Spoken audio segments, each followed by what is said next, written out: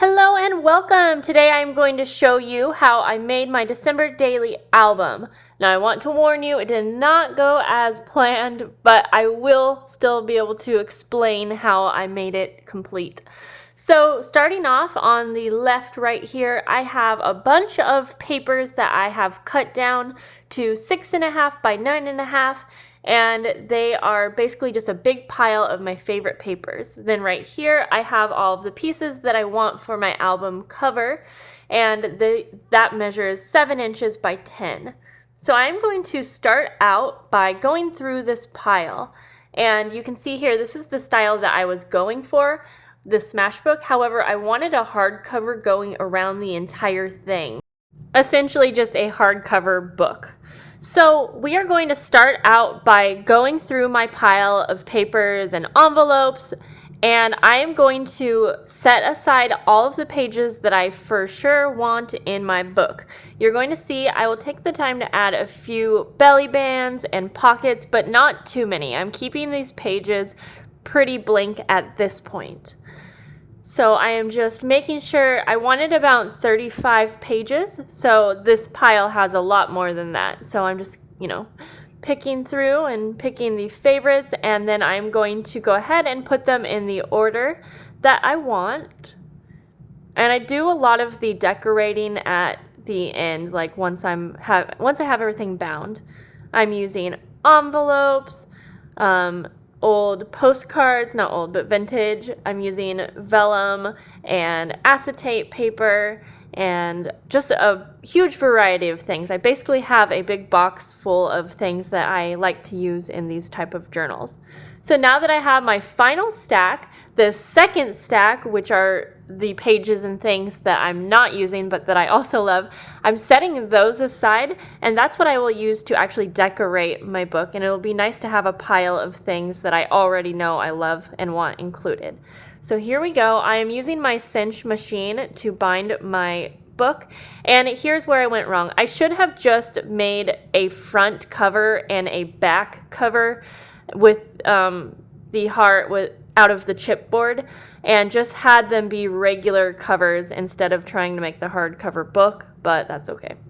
So I'm not going to show a in-depth tutorial here, but I will definitely do one in the future if you guys want to see. I have my Cinch machine already set up for this book page size, and now I'm just going to go through and punch everything. I am punching each page by itself. You can do like a huge stack, but since I have different sizes in this stack of papers, I do want to be mindful of where I am punching the holes in those pages. And I'm just eyeballing this because I really don't mind having some of the pages up a little bit more or down a little bit more along the binding. So I just speed through here and punch all of the pages, and you'll see why at the end I should have just went ahead and made a hard cover and a hard back cover because my idea did not work. So that's what I would suggest if you were making a book like this. Have your cover and your back cover done just as a single page. So now I am going ahead and putting all of the pages on the spiral here, and the Cinch has this nice little holder spot for your spiral, and I love this machine so much. I will definitely do a video where I completely go over how to use it and everything. I do believe there are tutorials on YouTube already for the Cinch. So now I am going to close my spiral, and the back of this machine here has a spot for me to do that with. So I just press down on the handle and it binds it. And next I am going to just kind of go through and make sure that I have it closed all of the way. And I just kind of move the spiral to the back, like where it connects together. So now I am going to be working on my cover, and I'm going to speed through pretty quick just because I didn't end up using it like this, but you can see how I would put a normal cover together. I use any type of chipboard or thin cardboard, and I'm just going to start out with some regular light blue cardstock to cover my cardboard. I like to fold in the corners at an angle just because I find that it folds up a lot nicer, but you can also cut those corners off as well. And then I'm going to go ahead and cover the insides with just some regular cardstock. I do use some designed paper at the end, but I just like to start off covering with a more plain paper. Then I'm going to cover the spine as well. And then I go ahead and slowly fold in each side. And you want to do this slowly, but of course, like I said, we're not going to even use this in the end anyways, but you may use a hardcover like this for a different project.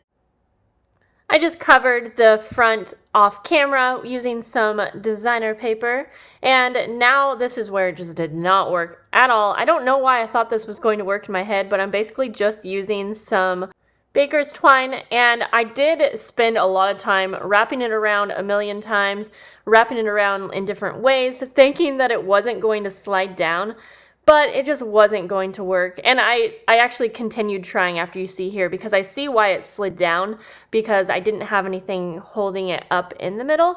But I kept trying different ways and it just wasn't going to be very secure. So what I did was I ended up cutting the spine out of that cover and I rebound the entire book, and here we have just a regular Smashbook, which I should have just done from the beginning. Well, hey, now I know for next time that that's not going to work, and hopefully I saved you some trouble. I hope that you guys still like to see this, and I hope that you didn't mind me leaving in the part where I messed up. I feel like it might just save someone from attempting this as well. I don't know why I thought it was going to work. I just don't know, okay? Alright, guys. Thanks for watching my video, and I will see you in the next, and have a good day. Bye!